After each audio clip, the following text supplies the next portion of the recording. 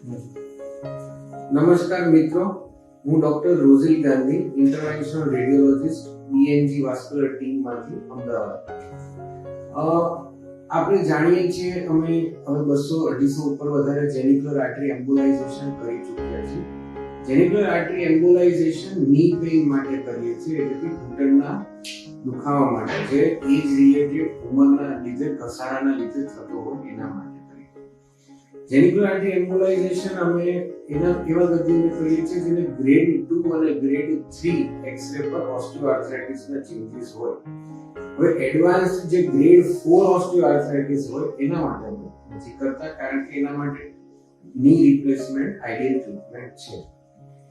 અત્યાર સુધી આપણે એ જ રીતે કરતા હતા. આજે હું એક એવી લેડીની વાત કરીશ કે જેને ની રિપ્લેસમેન્ટ શક્ય નહોતું. આ છે એક 65 યર ઓલ્ડ લેડી, જેમને સિવિયર ની પેઇન હતું લેફ્ટ સાઈડમાં.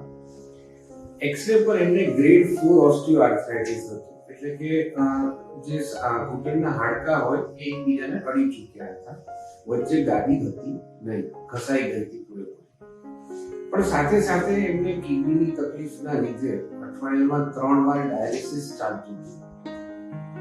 થોડું વજન પણ વધારે હતું અને લીવરની પણ તકલીફ હતી. નોર્મલી જે પ્લેટલેટના કણ હોય 1.5 લાખથી ઉપર હોય, આમના કિસ્સામાં એમને 40-43 હજાર હતા, જેના લીધે એનેસ્થેસિયા આપવું પણ બહુ જોખમી હતું અને ની રિપ્લેસમેન્ટ સર્જરી પણ જોખમી હતી. છેલ્લા 1 મહિનાથી એટલું સિવિયર પેઇન હતું કે સ્ટ્રેચર પર જ અમારા ક્લિનિક પર આવ્યા અને એ બિલકુલ ની કે ઘૂંટણની મૂવમેન્ટ કરી શકતા નહોતા. આવા સંદર્ભે અમે એમને જેનિક્યુલર આર્ટરી એમ્બોલાઇઝેશન ઓફર કર્યું, ગ્રેડ 4 ઓસ્ટિયોઆર્થરાઇટિસ હોવા છતાં પણ.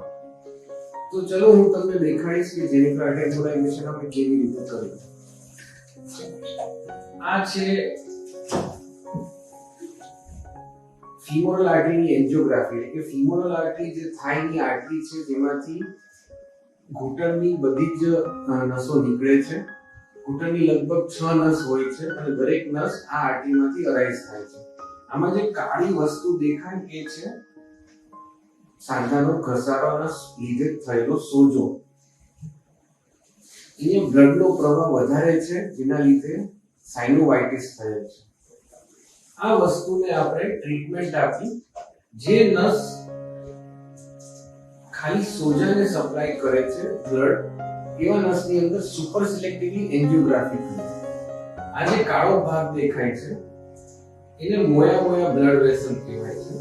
એ કાળા ભાગ છે એમાં સિવિયર સોજો હોય છે અને જેના લીધે એમને ની પેઇનની તકલીફ હતી.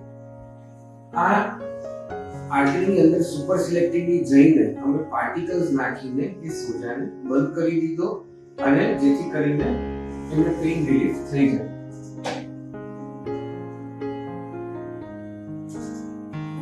આ હતી ઇન્ફિરિયર જેનિક્યુલર આર્ટરી, જેને આપણે સુપર સિલેક્ટિવલી બંધ કર્યા પછીની એન્જિયોગ્રાફીમાં જોઈએ છીએ તો મોયા બ્લડ વેસલ્સ અને જે કાળો ભાગ હતો એ દેખાતો નથી. આવી 6 એક આર્ટરીમાં અલગ જઈને એન્જિયોગ્રાફી કરીને આપણે પાર્ટિકલ્સ એટલે કે દવા નાખીને નસને અને સોજાને બંધ કરી દીધી છે, જેથી કરીને એમને ફાયદો થઈ જાય. આ વાતને 1 મહિના પછી થયેલ છે અને એમને પેઇનમાં ઘણો બધો રિલીફ છે. સૂતા અને બેઠા પેઇન રિલીફ મોર ધેન 80% છે. ચાલવામાં પણ સારો એવો પેઇન રિલીફ છે, મોર ધેન 50% પેઇન રિલીફ છે. Thank you.